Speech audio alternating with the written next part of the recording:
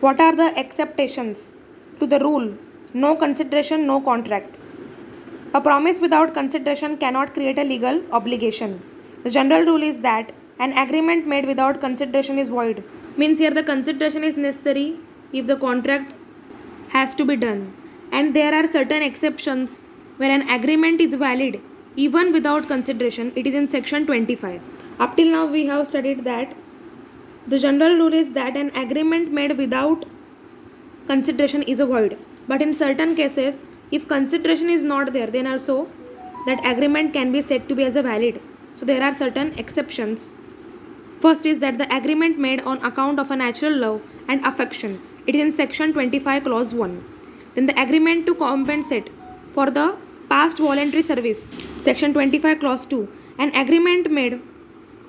agreement without consideration is enforceable if it is a promise to compensate wholly or in a part a person who has already voluntarily done something for the promiser or something which is where the promiser was legally bound to do. Means the agreement to compensate for the past voluntary service. Agreement to pay time barred debt.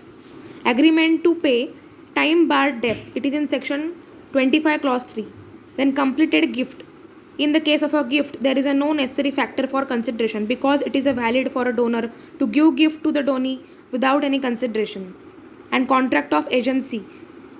Section 185 states that no consideration is necessary to create an agency. So in these certain cases, without consideration also the agreement can be said as a valid.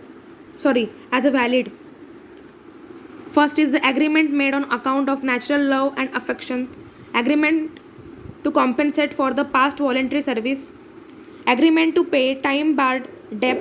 Then completed gift and contract of agency. In these exceptions, if consideration is not there, then also that agreement is valid.